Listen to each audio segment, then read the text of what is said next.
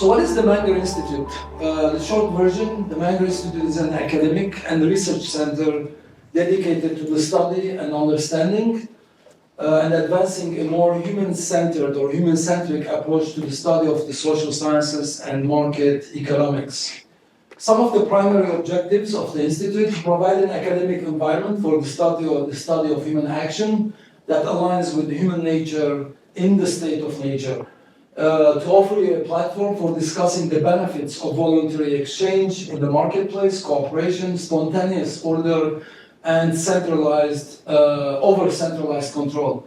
Also to explore the praxionomical, which is market emergent rules, we'll talk more about praxionomy later, dimensions of human action, and the study of how self-regulating market mechanisms bring about efficiency, harmony, and prosperity. Some of the benefits to you, okay, I get asked this question a lot, what's in it for me, students? So you first develop analytical and logical reasoning, above and beyond the ones that you will learn at a 4-year mainstream institutions, okay? To detangle the complexities of human interaction through the study of praxeology, which is the study of human action using a priori deductive methodology. You'll get an opportunity to learn from and interact with leading thinkers in the fields of market economics, anarchy, and praxeonomy.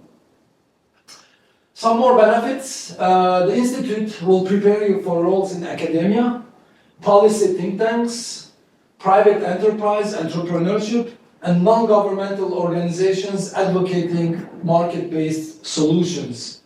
You'll also have an opportunity to publish your research in our scholarly Carl Menger Journal of Praxeonomy and Economics.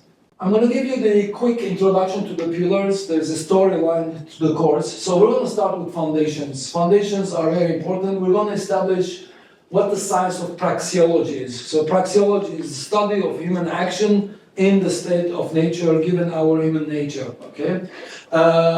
Students will learn about the interdependence of human action, human nature, and the state of nature. And we're going to talk about the methodological foundations.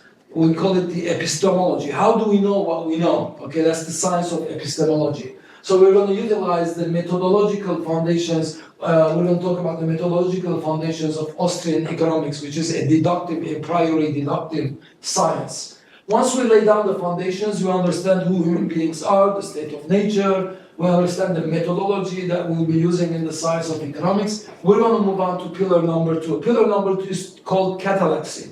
Catalexy means exchange in the marketplace, outside of the household, okay? So we're above and beyond just economics. Economics is a Greek word for one who studies and understands the household mechanisms. But catalexy is your interaction with the outside world, with people who have different set of beliefs and norms and traditions, how that transaction takes place, okay? So the second pillar focuses on specialization and trade and exchange as fundamental to human and economic progress.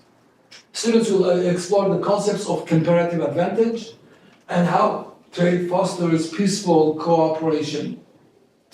Pillar number 3 is about market institutions. So think about this as a movie, right? So the naked ape, Richard Dawkins calls human beings as naked apes, okay? We're lacking the fur, but we're apes. The only difference is that we have cognitive capacity above and beyond the apes, but otherwise we're just naked apes, okay? So think about the naked ape or the human being with more advanced cognitive capacity entering the marketplace. Why would you enter the marketplace? Because it benefits you. You're not in the classroom to benefit me or to benefit the other students. So human beings enter the marketplace, enter society to benefit themselves. So we're going to talk about the self-interest shortly.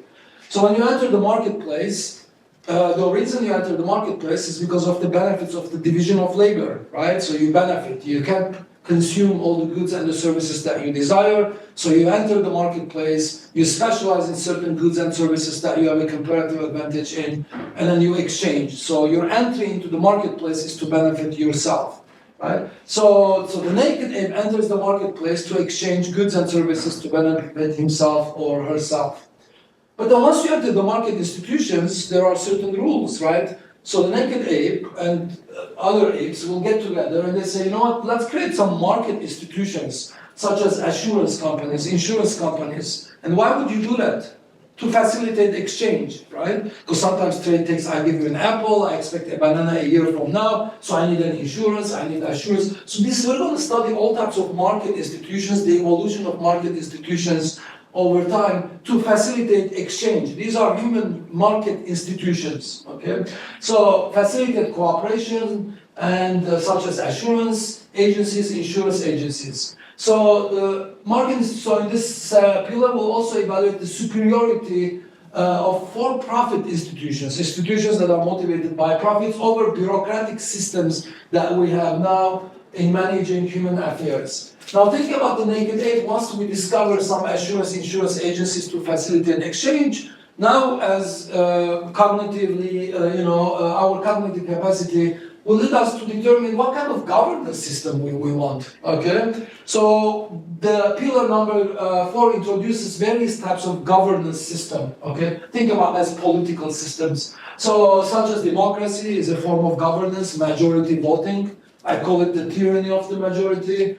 Monarchy, some people think monarchy is much better than democracy is a better governance system than monarchy. We're going to find out that's not the case. They're equally inefficient, evil. Theocracy is ruled by religious rules such as in Vatican or Iran, and a few other countries have theocracies, Saudi Arabia, right, the Sharia law. And anarchy. What is anarchy? Anarchy is a proprietary contractual society. Hopefully we're going to find out, I'm going to be able to convince you that an anarchic society or an anarchic governance mechanism, a proprietary contractual society, is a much more efficient, more equitable, more harmonious, prosperous, efficient social system than, or a governance system than democracy or monarchy, okay? That's going to take some time. Furthermore, this pillar offers how a private property under the principle of homesteading. What is homesteading? Coming to own a property, and there's a mechanism for it, right? So we're going to define what homesteading is, and so we're going to study of how private property, right? The ownership is under the principle of homesteading, provides market-based solutions to externalities.